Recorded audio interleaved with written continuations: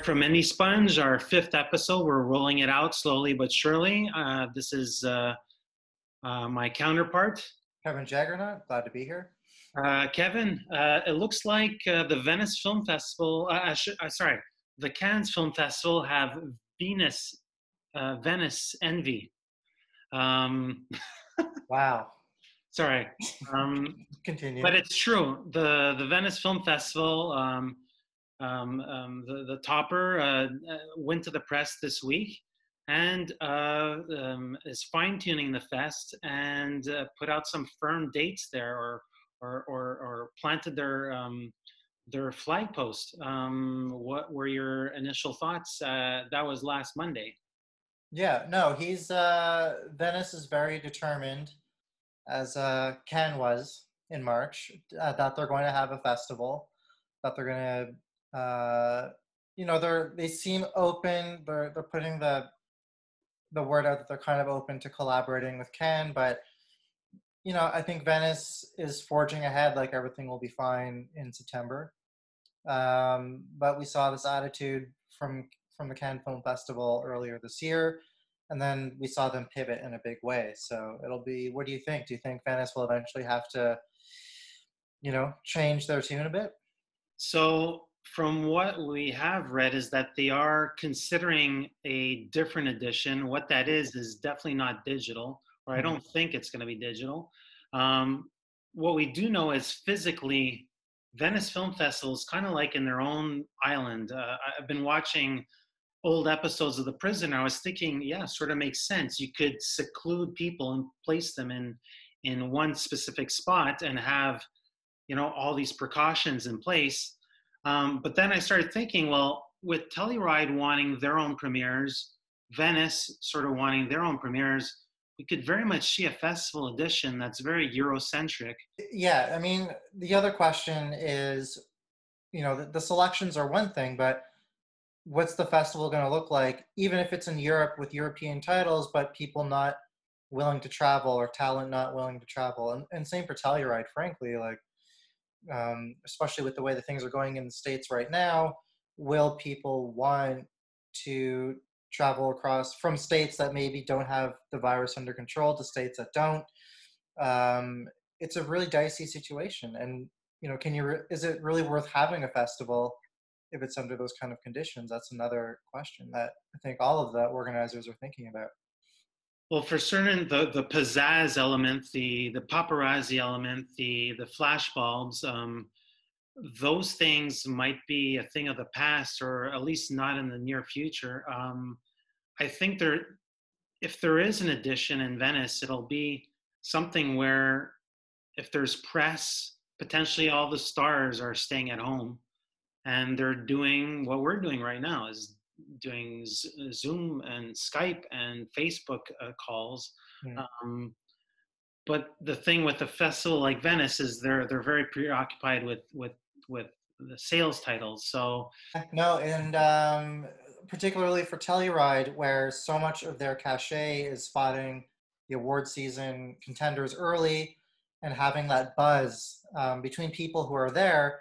Again, it asks the question of what is their function this year when they may not have the same attendance as they would in past years, when they may not have the stars on the ground or the directors to hobnob with the press and create that sort of momentum that these kind of films need. So it's really interesting. So I'm saving all my love for you.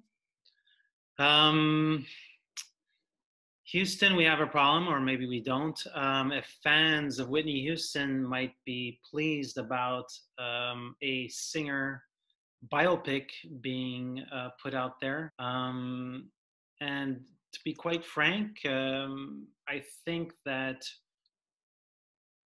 musician biopics are the new comic book hero films. There's an already built-in audience, and that guarantees a certain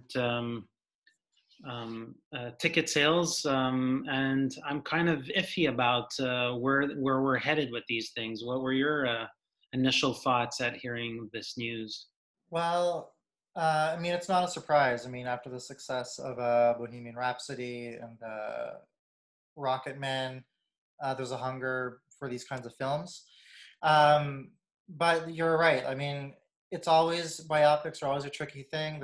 So we saw with the documentary about Amy Winehouse, Amy, Mm-hmm. that members of her family were not happy with the depiction in that film. And then there's other issue. Then there's other sometimes complications where at one point a few years ago, Paul Greengrass was supposed to make a Jimi Hendrix biopic, sanctioned by the estate, and then that ran into all kinds of thorns.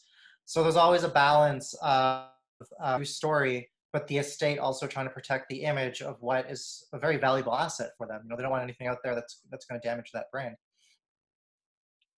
Yeah, it's always tricky because you have the music rights, which normally are not sometimes they're spread out, and that's the thing is with the estate owning a lot of the music rights, I find it tricky. Like, can you really write something that's sometimes unflattering, an unflattering portrait of the artist? I'm a little bit standoffish about it, but the good news here is that we have a Black female filmmaker taking on the storyline of a Black singer. Do you think that makes any difference? Yeah, I mean, it's a positive thing for sure. I mean, you want someone who's a bit closer to what that experience is like. And I think having, you know, the other element of this package is a screenwriter, Anthony McCarten, who has, you know, he's done The Two Popes, Darkest Hour. He did Bohemian Rhapsody and Theory of Everything. So I think his hire says a lot as well about the approach they're taking. So I think they're trying to get something that's authentic on one hand, but also something that's going to hit like right down the middle in terms of mainstream appeal and connecting with a broad audience.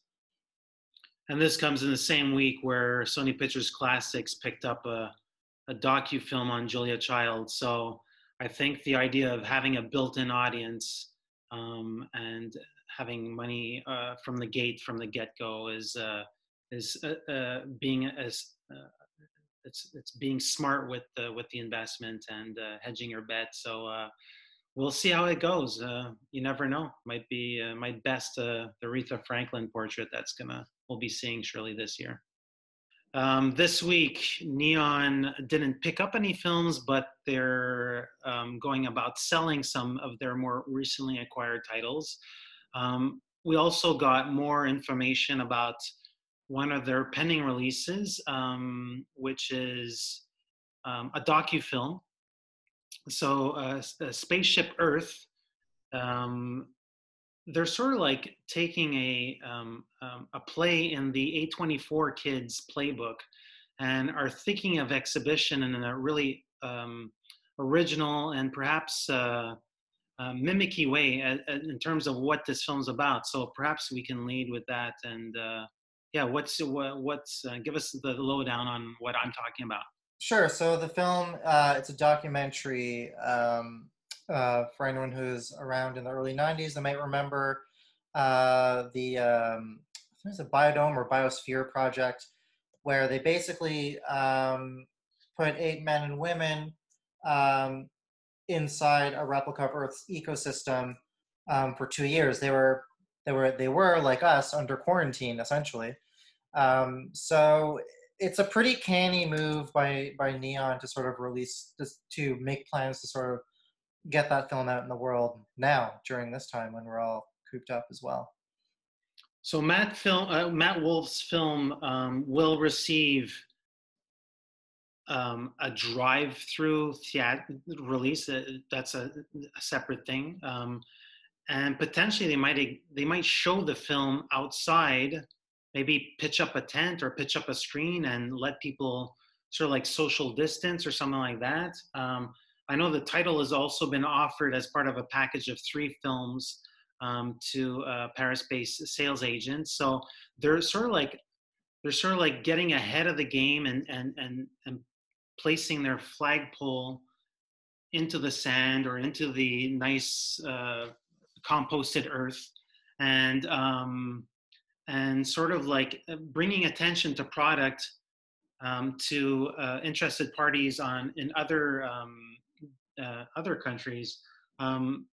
With Matt Wolf, it's really interesting pathway he's been on. He released Teenage a couple of years back at Tribeca, a film that I quite liked, and that also goes into archival material. He recently came out with I think it's Marion Stokes' project, where this lady had just accumulated decades of television, TV Oh yes, yeah. programming on her VHS. She recorded I think 2 decades worth of VHS tapes, daily programming. So he's coming to it from an archival.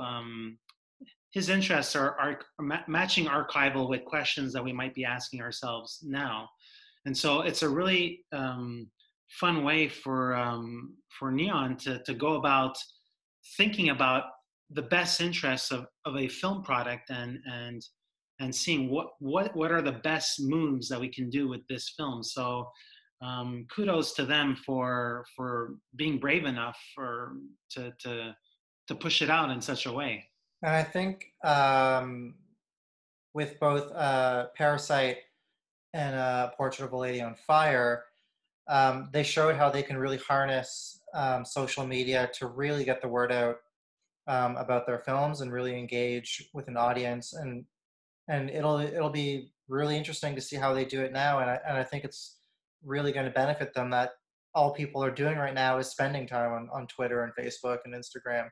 So the campaign around it will be very interesting to see. All these different studios might consider different strategies in terms of releasing their films. Does September become like the second wave cutoff date? And does the month of June become the new October? Does the month of July become the new November? So what are your initial thoughts in terms of the Oscar game and how it sort of like will collide or coincide with what we might see this summer? Man, it's so hard to predict right now what movie going at all is going to look like. I think what we're going to see with the award season is actually, it's all tied together. I mean, studios can't release films unless there's cinemas to show them in, and cinemas can't open until it's safe, and they all kind of loop around back to each other. And I think the other consideration in terms of when films are released and eligible for the award season is what rules might change. The Academy is apparently meeting on the 28th to discuss the Oscars. And to your point, I mean, some cinemas might be open, some might be closed, and where independents always had that knowledge that there would be an art house to show something for a week, that might not be true. So does that mean that if I'm A24, for example, and I ultimately decide to put First Cow on Netflix in the fall, will that make it ineligible? And those kinds of things. So it's a huge question. It's a huge question. And I think another factor is, do you think that, say, TIFF or Telluride or even the New York Film Festival will have the same role in the award season this year? I was thinking a lot about how Telluride, they could technically be a really exclusive North American premiere club or world premiere club to the studio films or to US-based American product that might have come out at Venice. It could be a rehashing of Sundance. There's other questions too. I mean, there are still some contenders, quote unquote, that are technically in post-production, but how much post-production are they able to get done? And ultimately, some of these films are just going to decide to just, instead of rushing to the finish line, where particularly in a climate where there's so many things that are open to chance, maybe they just wait. And they're like, you know what, maybe we just wait the year and take it into the 2021 calendar because there's no point. Or it's just, it's not the right time, you know? So I'm very curious to see what films decide to stick it out and try and go for the Oscar gold, and which in which filmmakers and studios and producers decide, you know what, let's just hold a minute because maybe next year, instead of settling for a compromised TIFF premiere or a compromised Telluride premiere, we can go to Cannes and have like the full bells and whistles that we always wanted for this, for whatever film it is.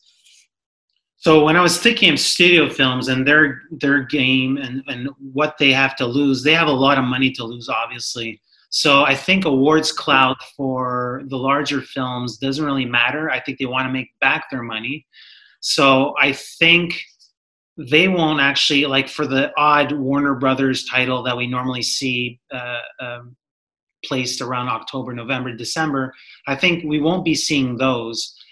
And I think I mean, it's laughable in a way, but it's true. Is Eliza Hittman's film right now is in contention, is in the lead, and I could see a lot more of the smaller films, sort of like trying to parlay a summer presence into an extended presence, and yeah, play ball or roll a dice on that. Well, I mean, yeah, we're gonna see. I think, like we saw, like I think we're gonna see films like Eliza Hittman's film,